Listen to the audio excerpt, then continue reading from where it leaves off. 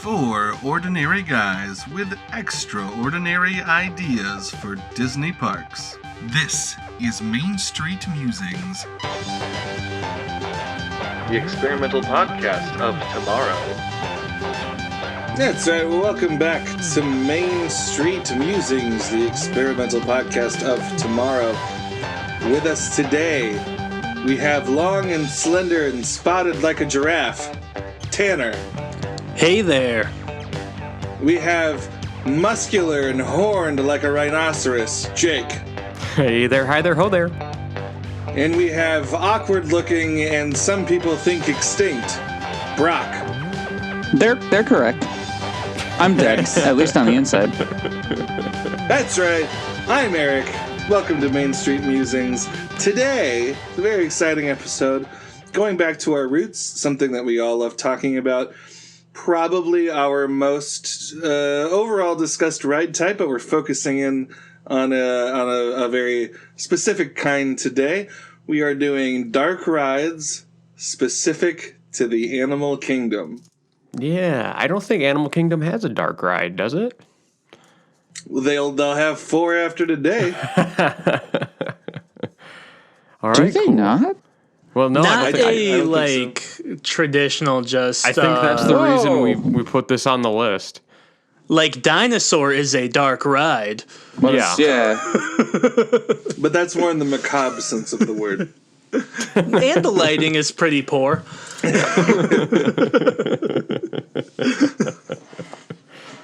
Well, you guys know dark rides are my favorite. I'm excited about this. Yeah, no, dark rides are awesome. The Avatar Na'vi River journey is dark ride-ish as well. But okay, not yeah, really I can see that. So really, they have like 2-ish. Yeah.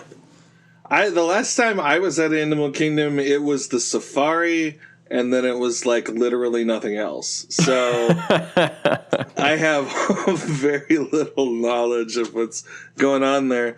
But I understand they are in need of some help, and that is why we exist. Yeah, to help Disney parks. To help Disney Yes. get their I believe that together. is our mission statement, is make Disney parks profitable. Because we know they've been struggling with that. Yeah. We are actually the reason they could fire all those Imagineers, because now they just listen to our us. ideas. Yeah, great. You're welcome.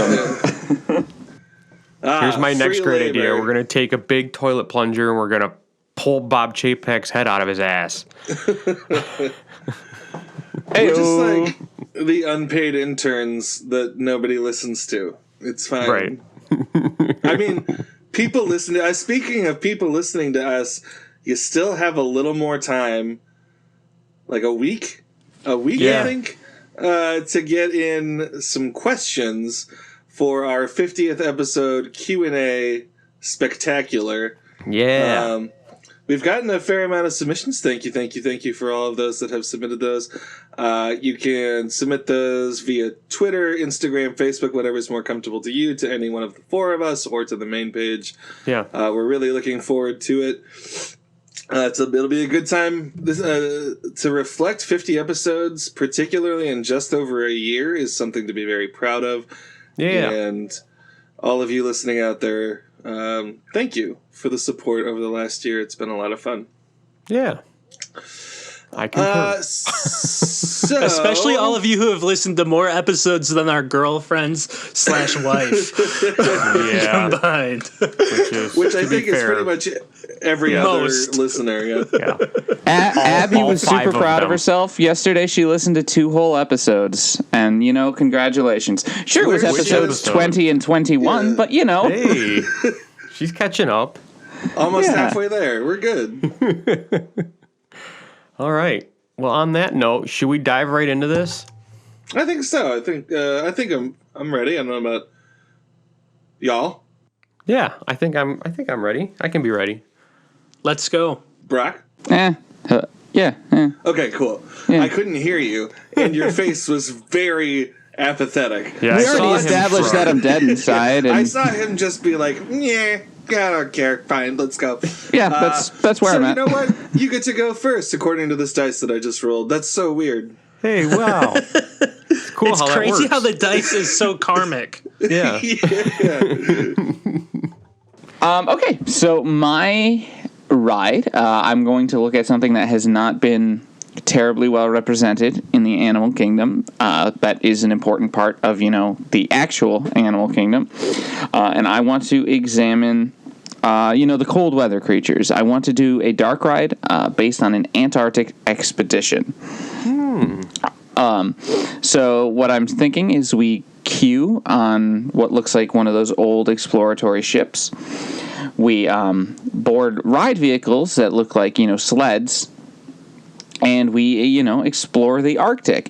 I think we could use some of those excellent Disney safari tricks to make it so we're seeing animals of the Arctic, but we can actually make them real. We can use real penguins, real seals in different enclosures that look like we're right up close next to them.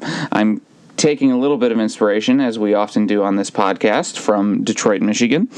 The Detroit Zoo Penguinarium, their most recent one, is frankly incredible, and using that sort of template in a Disney ride and with what Disney could do, I think would be amazing. So it would be a fun educational ride. At different points you would see different wonders of the Antarctic. I would like to see the Southern Lights at one point.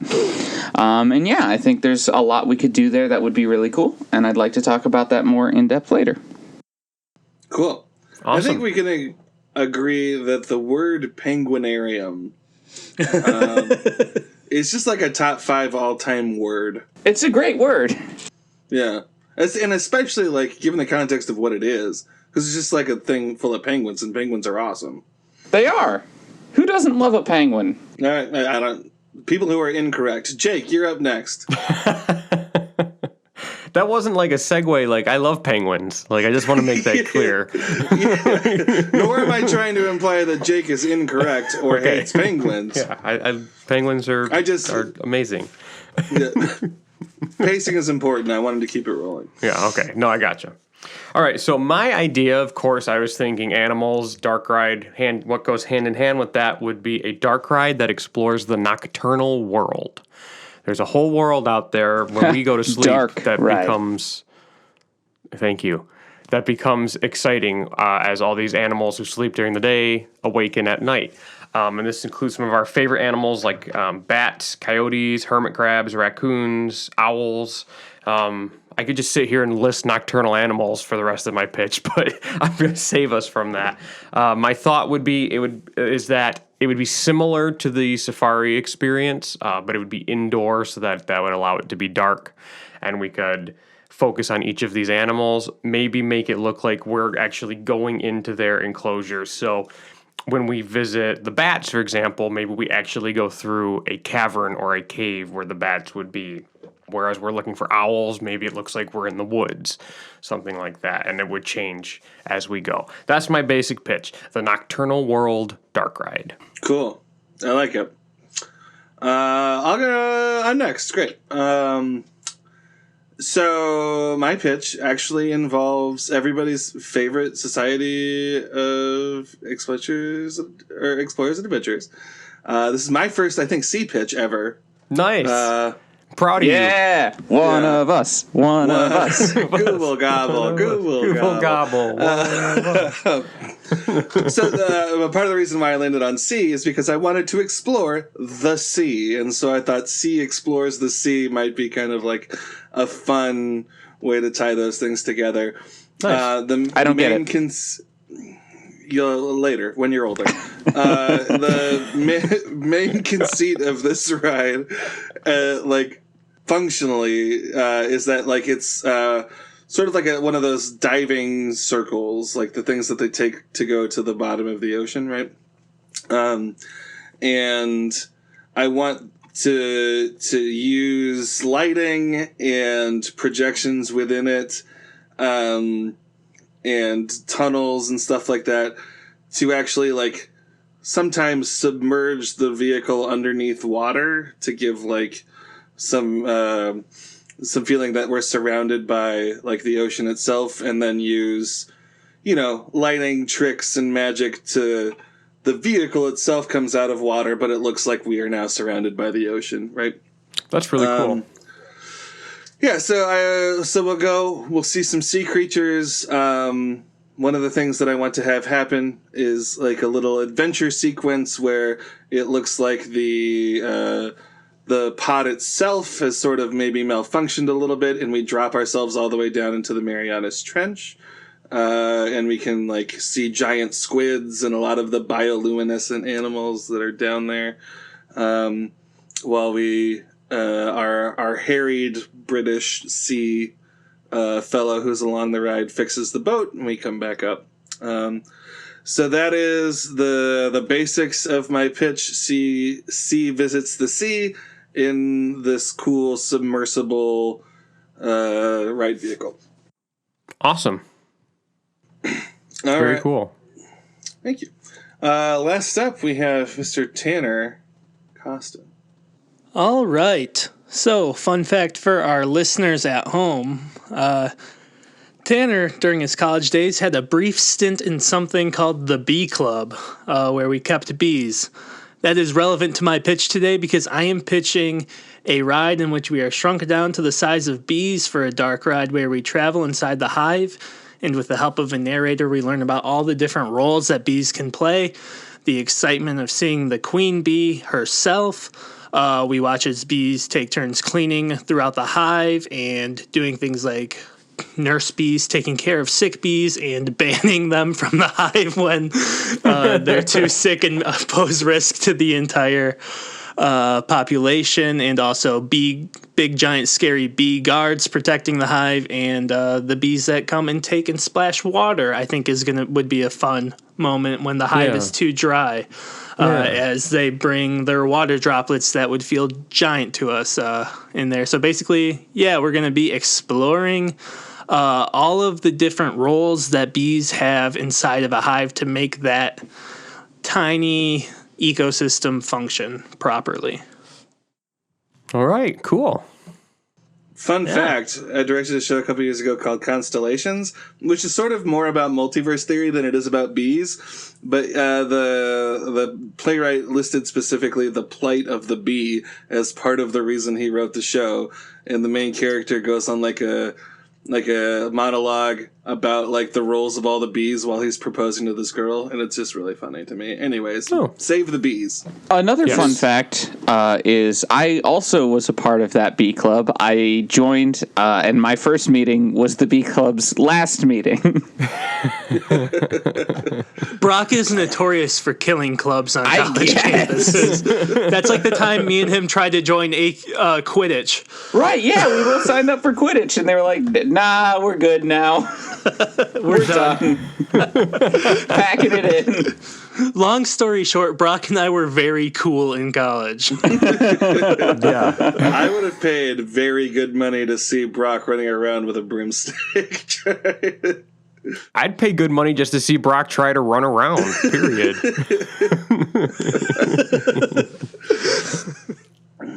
All right, guys. It is time for questions and also answers. I have a question for Tanner. Yes. So, Tanner, you mentioned the bees banishing people who were, or not people, bees who were too sick from the hive. That's a thing that bees actually do, correct? Yes.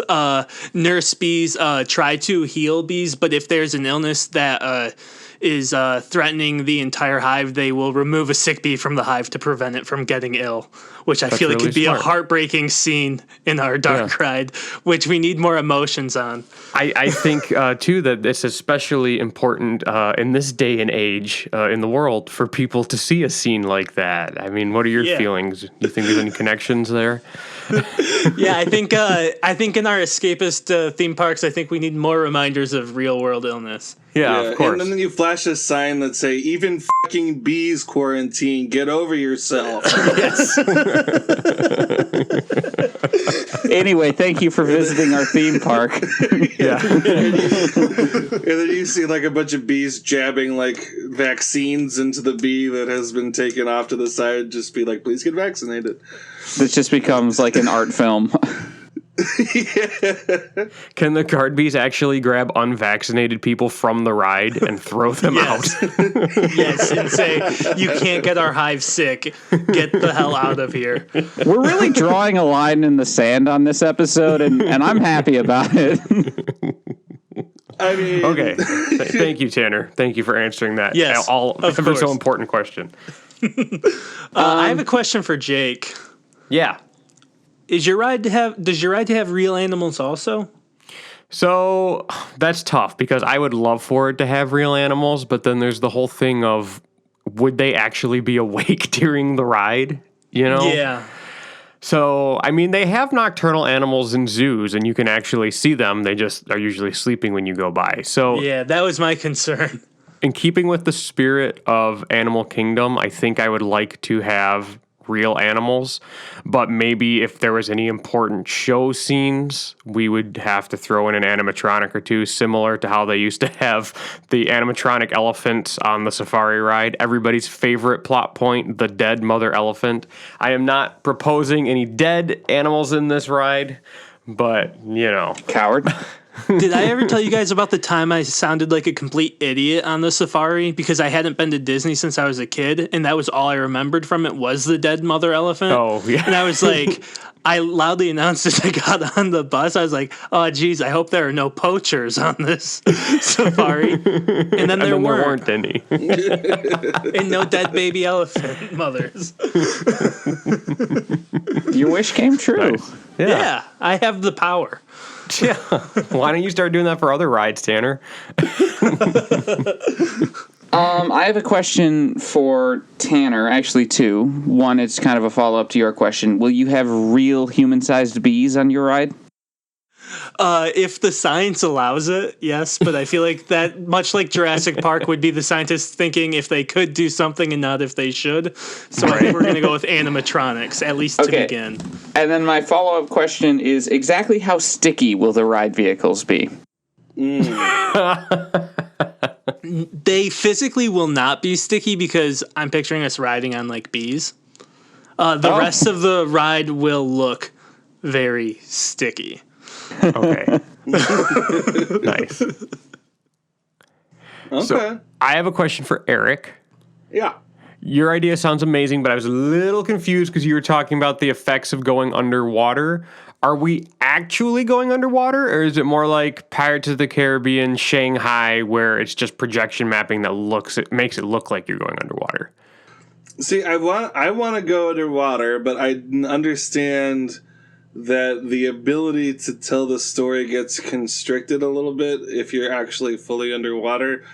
But the idea would be like the beginning of the ride is you get in this pod and you go underwater, and like the track then takes you submersed, and then either through like open windows you see on the sides and stuff like that, and then eventually as we move on in order to facilitate better storytelling, the idea would be that you wouldn't even notice that the vehicle is going out of water. Okay. But you're like, but like so you can get like more open space to tell the story that you're trying to tell, if that makes sense. I think so. That to me sounds a lot like the 20,000 Leagues ride that I think is in Tokyo. Like you could use that technology. So what they do is essentially the windows are on the submarine are two sheets of glass. In between them is water that the bubbles come up through. So while you're on the ride and you're looking out the windows, it looks like you're underwater. And I think that would be a pretty elegant solution to that. Could be, yeah. Yeah, I definitely want that visceral feel of dropping underwater at first, even if you're not there for super long. That's totally fine. But yeah, I kind of want as you're entering into the space, you can just see there's literally nothing around you except the ride operator and like this tank that is the ride vehicle, and then it drops into a pool of water, and then you're into the dark ride. So yeah, Nice. so we can figure out exactly like how that could work, or we can live in Imagination Land and have the whole thing be underwater because that would be fun. No, because that's why they closed the 20,000 Leagues in Disneyland. So my imagination can't let me imagine. What happened to the Or blue in sky Disney World. attitude, guys? The 20,000 Leagues ride they closed was in Disney World. Yeah, I just corrected it. Oh, They changed sorry. it in Disneyland to Didn't hear you. Nemo. Yeah, no, it's There's a Nemo fun and Friends. one day at Disney short about the guy who like maintains that scuba diving in those rides. Yeah, I saw That's that. super Very fun. cool. Yeah. Disney Plus, send us money. I have a question for Jake. Yeah. So you're focusing on nocturnal animals. Are these going to be? Is it going to be geographically specific to a region, or is it? Sorry. I don't going think to be- it's going to be that. No, I wasn't planning on that. Is it going to be geographically specific to a region, or is it going to be just any nocturnal animals, and we're kind of jumping I the think globe? any nocturnal animal would be fun. Maybe we could move through regionally as we went. We could kind of shift regions throughout the ride. Because there's a lot of really cool ones. I just quickly wrote down some of my favorites that I thought would be fun to see. So I'll just quickly say bats, coyotes, hermit crabs, raccoons, fireflies, owls, possums, porcupine, fox, sugar glider, jaguar, hyena, kinkajou, pangolin, ocelot, and an ai. And those are all from all over the place. But I think that they could be fun for people to look at and see what their habitats look like and maybe learn a bit about them as they go. I don't know if this would particularly be like a story-driven experience or if it would be more like Spaceship Earth where there's a narrator. I'm not sure. I think it could be neat either way. But to answer your question, no, I don't think I would limit it to one region. But I think you could move through regions as the ride progressed. All right, cool. Unfortunately, because they're one of my favorite animals, I don't think we could have actual pangolins because they would rip the rides to shreds. Well, yes, I know so that. those would be animatronics, but I love that idea. So, Brock, I had a me. question for you. Your Arctic animals, you specifically want to focus on the South Pole, is that what you said? Well, it would be fun to do both. It depends on how story-based we want to get. Because if we're trying to really hammer it down like this is one place, it would have to just be Antarctica because I want penguins. Right. But if we'd be okay with doing just kind of cold weather in general, I would also be happy to include the Arctic and polar bears and that sort of fauna. Yeah, fauna. Okay. I get those So two yeah, that confused. would be kind of like polar bears, seals. Maybe we could even get some orca whales into a Disney theme park. I think that would go over really well. What do you guys think? Yeah, because everyone's super happy about them being at SeaWorld, so... Oh, man. Okay, cool. Sick gnarly. I think, are there any other questions and or answers that need to be prepared? Anybody feel like they need to expound on anything? No, I'm good. I am also looking currently at gifs of pangolins because they came up and I love them. It's good to know you're invested in the podcast, Brock. Yeah. Hey, I'm doing research for Jake. Excuse me. All right. Well then, it's time to vote. It looks like it's going to be me first voting. Whew. Tough. I like all of them. I think they all fit, which is really cool. Mm-hmm. I think we don't have any of the problems we've run into before where somebody has a great idea, but it's just not necessarily the place for it. Good job, everyone, for making the rides about animals. Yeah, I mean, this one was a little harder to miss than than others. I am going to go with Antarctica. I am intrigued by our ability to play with the auroras and stuff like that as visual storytelling, and I think there's a lot to explore there, depending, on how deep we want to go with climate change. We'll talk about that if it wins. But yeah, there's a lot to look at there, and I'm excited about it. I'm excited about all three, but that's where I'm going to go. Brock, you're up next. Thank you. I love them all, but the one that's intriguing me the most at the moment is Tanner's Beehive. That sounds like it could be really cool. So that's what I'm voting for. Cool. Thanks. D-Man. I am going to bring it to Eric by voting for the Marianas Trench idea. Going underwater, it seems like a very fun ride where we can combine education with a lot of thrills pretty easily, which is something I'm always intrigued about. Cool. Appreciate it. Jake. Oh man, so I'm the tiebreaker and I didn't get any votes. That's always That just means you get to be the feeling. kingmaker. Yeah, Welcome to my life, buddy.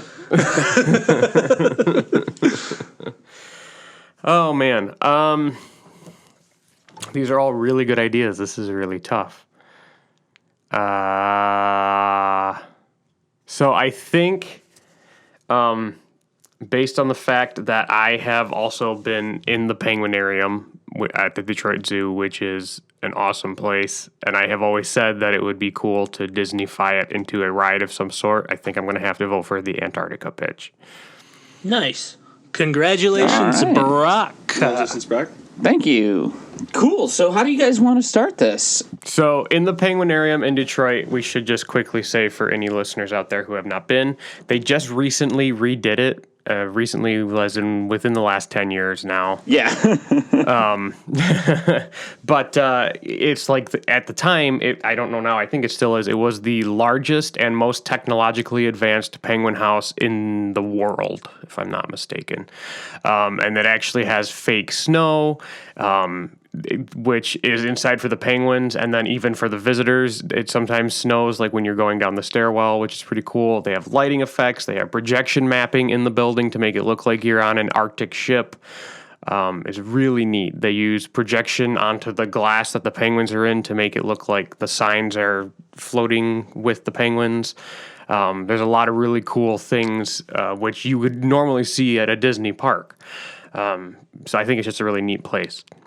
What I like the most about it, and I know this does kind of stretch the definition of a dark ride, but pretty much every penguin exhibit I've been in, including the old Detroit Zoo one, is kind of in this dingy little building. It's a little bit dark. There's not great lighting. But with this new penguin exhibit at the Detroit Zoo, they opened up the ceiling, so now it's all skylighting. And so it's natural lighting, so the penguins, aren't living their lives in the dark. And I think that would be something that I'd really like to include for the ride. For the penguins, it feels like the most humane way to do it. And also, having natural bright sunlight it's always going to look amazing to highlight some beautiful architecture. Well, Eric, looks like you congratulated us all on staying on topic a little too early. There's nothing dark about this dark ride. I was thinking that that the riders could be in the dark and the penguins could be in the light. Exactly, and I think specifically we aren't going to consistently always be in that room with the real penguins. I was going to say, I was hoping the Arctic ride covered more than just the penguin room. Exactly. That's going to be, I would like to have that be one large room that we kind of explore the outskirts of and get to look into. Okay. But there are going to be lots of other rooms. Again, like the Southern Lights I'd like to see. I'd like to see other animals as well. You want to make the orca whales live in the dark? Orca whales, I think, would be... Are they actually... So I guess this is a good way to... Good transition. Would we like to focus on just Antarctica or also perhaps the Arctic? I mean, it might be interesting to just focus on cold weather animals.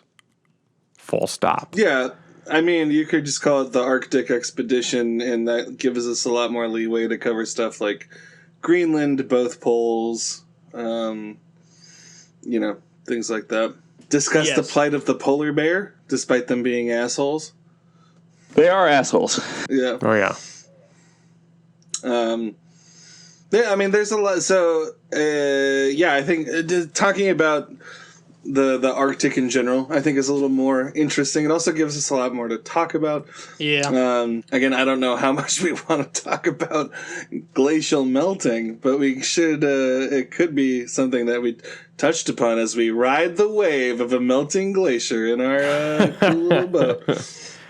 Yeah, so I think especially if we do bring the North Pole into it, maybe we call it like Journey to the Poles or something. And there's just a bunch of Polish people inside. And then you get like an I voted sticker at the end of it too. The other poles. Could we put a room of like stripper poles? Yes. That might get a lot of people. That's where riding I was that ride. going to, Jake. They're Yeah, Polish the journey strippers. to the Poles. Polish strippers who voted today.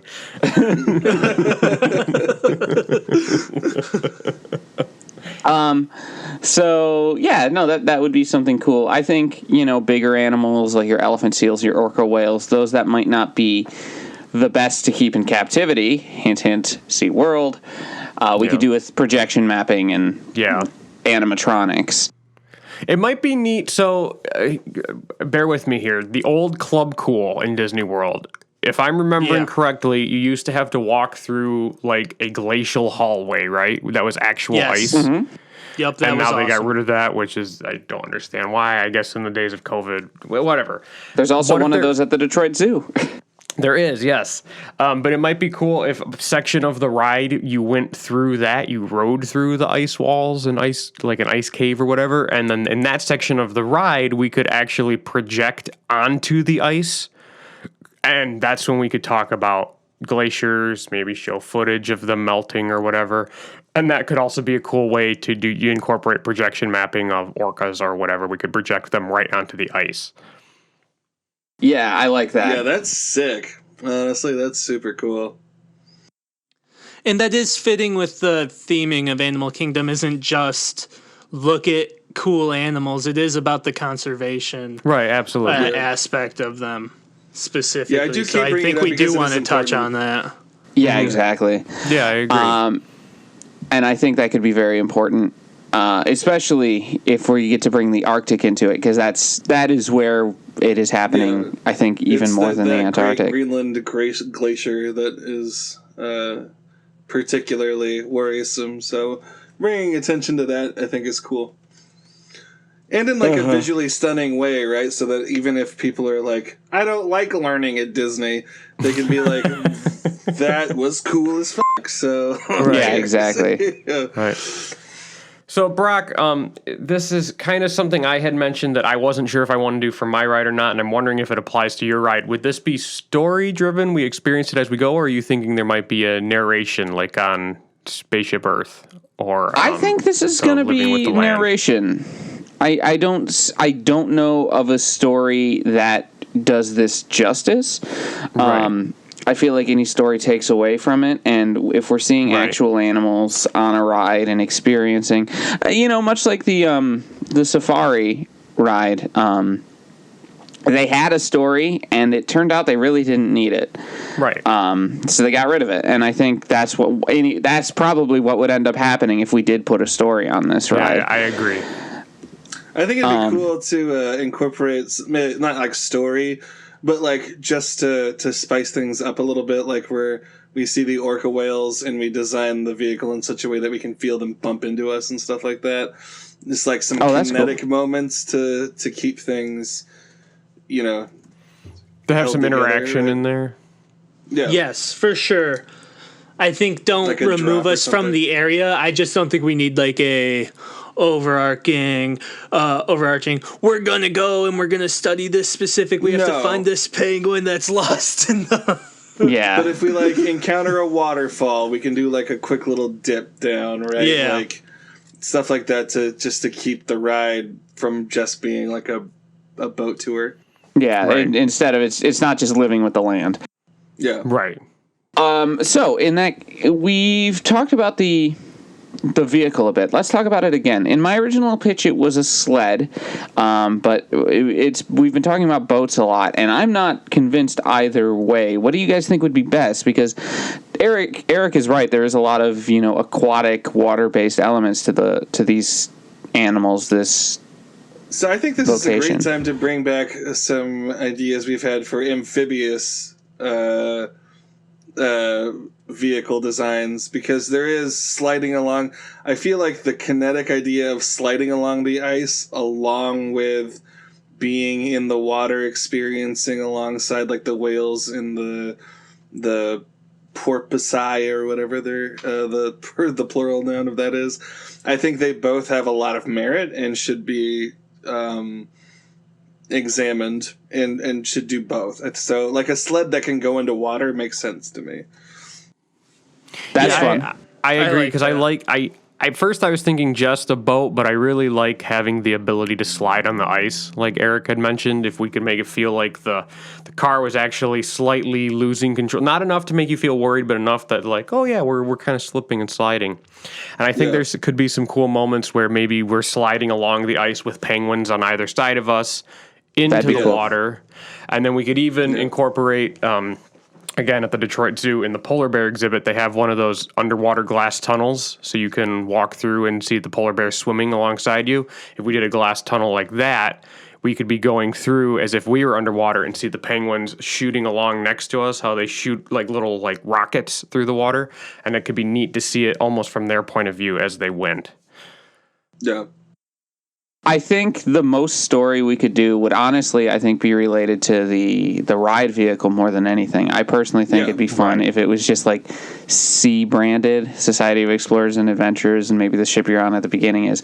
But I don't know that we need to actually like get into and welcome to our expedition. Right. I agree.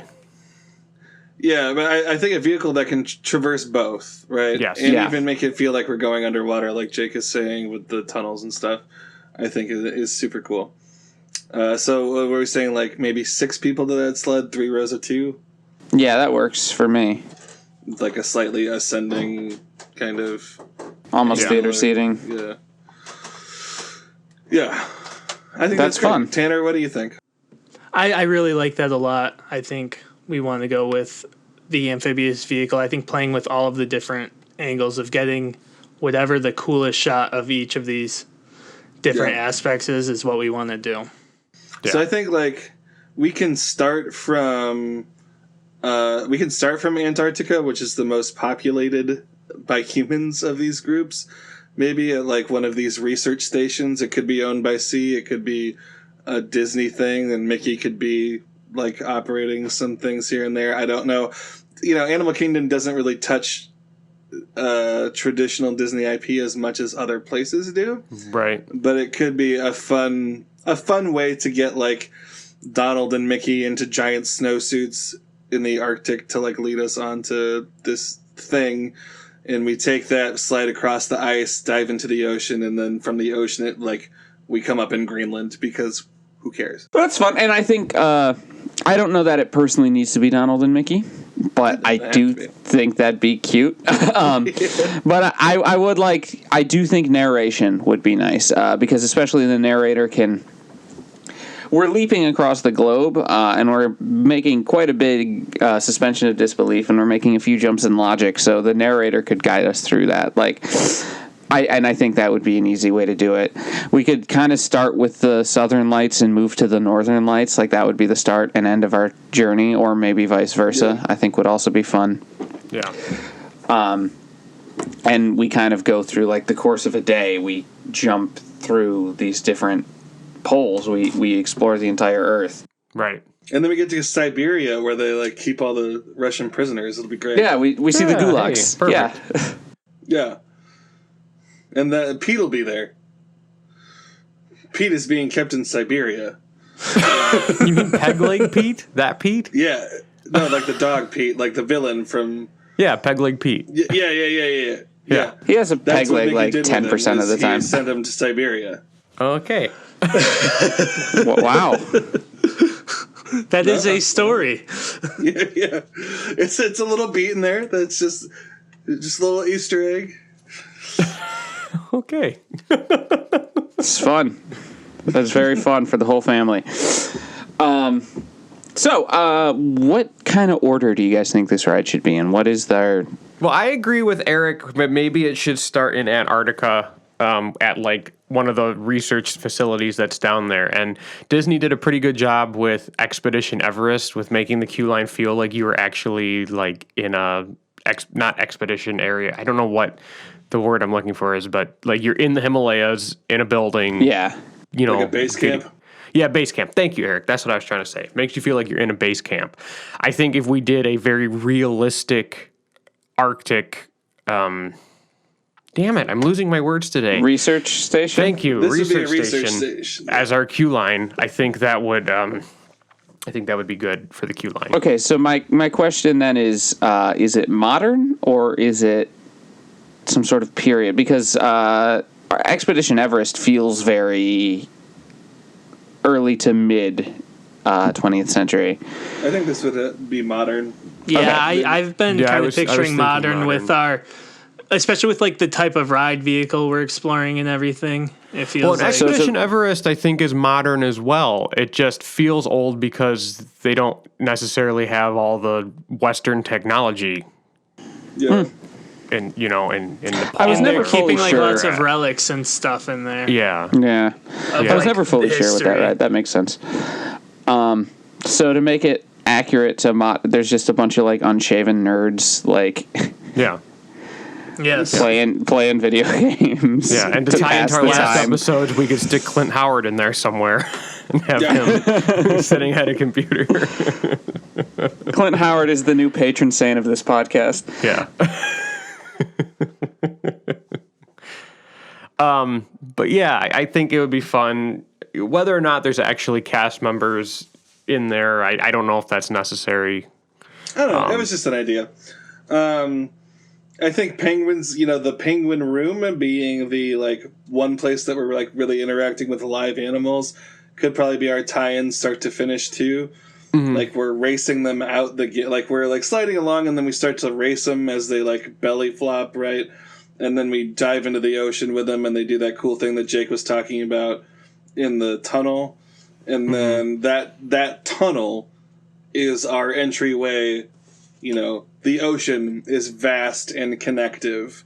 It Right. can take us to kind of wherever we want to go at that point. So then Yeah. the next time, so after the tunnel, you're saying we would come up in a new location. Yeah, and with Okay, the narrator guiding us where we're going. Like, Yeah, I and really then, like that. Yeah, narrators are like, and as the penguins fall away as we leave Antarctica, and we come up on luscious Greenland, and it's beautiful glaciers, and we come Yeah. up out of the water, and then start doing the ice thing again on the glaciers as we talk about that, and we talk about orca whales, and then we have that ice thing where it melts away, and we're talking about that, right? Yeah.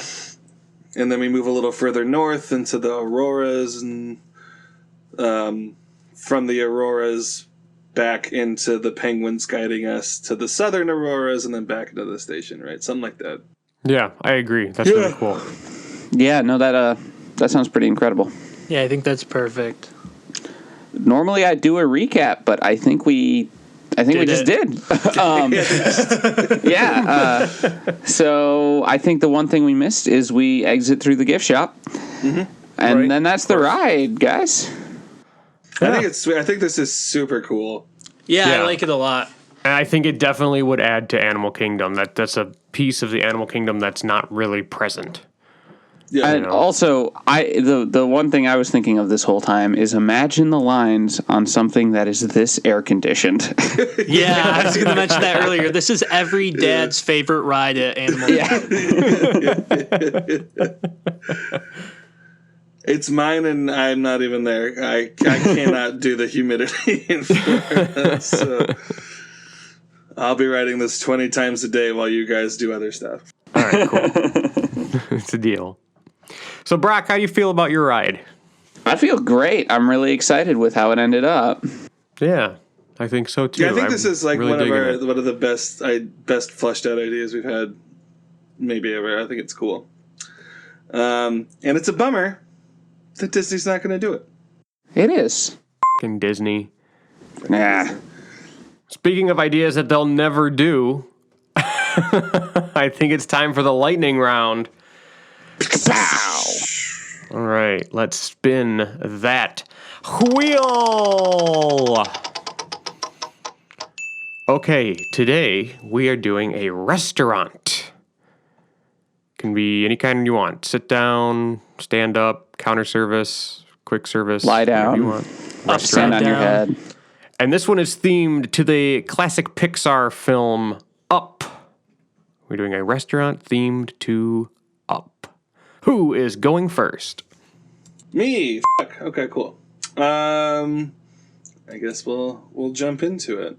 So recently on Facebook and other things, they've been advertising dining in the sky, which I think is like in Brussels or something. Yeah, I've seen that. And so we're going to take that and we're going to take our balloons up 200 feet in the air and lifted by hydraulics, and we are going to eat in the sky with with our friends from the movie. And Kevin will be there and Doug will be there, and it'll be really fancy serving, like, and that's my 30 seconds, so I have to stop. All right. I do love this really fancy restaurant in the sky, and there's a dog. There's a dog and a giant bird.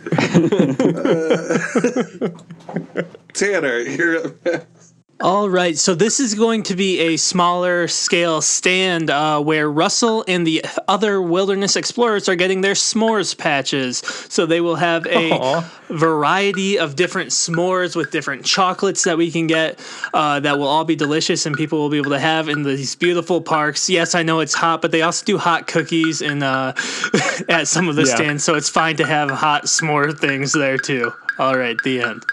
Nice. I like it. A lot more accessible than mine. Jake. Okay. So mine is based on the dining scene in the movie. The bad guy, I think his name is Charles Muntz, when they're in his airship, which is like the Spirit of Adventure or whatever, has that really cool dining room with all of his artifacts that he has found. So we will be sitting at the big, long dining table where we will be eating the exotic foods that he has found on his adventures. And maybe we'll be served by actual dogs that we've trained to serve us, because that's what happens in the movie. I fucking know. Nice. There's my pitch. I like it. Brock. That will be going up on the poll as dog food. Right. It wouldn't be a lightning round if I didn't go last. All right, so my pitch is going to be after Carl leaves his house up on a cliff in Paradise Falls. Some young entrepreneur comes by and turns it into a restaurant. So we're going to be eating within Carl's house, but we're going to be looking out the windows at these beautiful views of Paradise Falls. There's going to be, wildlife of Paradise Falls that we see in the windows. And I think it's just a way to make a fun, exotic, yet super, down-home restaurant. Nice. You guys have no idea how close I was to pitching edible balloons as my idea before I remembered that Russell was a Boy Scout. Outstanding. Yeah, the other things that flashed through my mind before I had to start were joining them at their last meal before she dies. And I was like, I can't do that. Jeez. Holy shit. Gotta highlight the most memorable part of the movie. Oh my God. Brock, take us out of here. Well, rest assured, all of these restaurants will have plenty of grape soda. Yes. He's an emperor of our hearts. Here comes Tanner with our Facebook? Instagram. Main_street_musings. Did you say emperor? Because that's a type of penguin. He's a little blue penguin. It's Jake. Why not an Adelaide? That's a penguin. I was going to give Eric macaroni, and then you complained, so I thought I'd give you the most humiliating type of penguin, the little blue penguin. How was it? Jesus. Facebook.com/Main Street Musings. Send us a message about what a fucking moron Brock is. And here comes Mr. Macaroni himself, Eric, with our Twitter. Stop using my bedroom name on the podcast, okay? That would be at MSM_podcast. Wait, is that your bedroom name or your safe word? Macaroni! Oh, trust me, if I'm yelling macaroni, there's nothing safe about what's going on. And I'm Brock. Everyone, make sure to give us a 5-star review, rate us positively, tell your friends, and check out our Twitter for our lightning round polls. Why wasn't Eric the little blue penguin? Because he gives the handle for our Twitter, which has the little blue bird. Well, shut up. I was actually really confident about my penguin ideas, and then Jake started complaining, and I lost all of my ideas. So this is Jake's fault. Don't blame me because you're an idiot. You had already gotten my social media wrong before Jake said anything. Well, I was never confident about the social media. Via Facebook, Instagram, or Twitter, as just discussed. Thank you, Eric. 50th episode. Thank you, Eric. Bye. Jerks. Bye.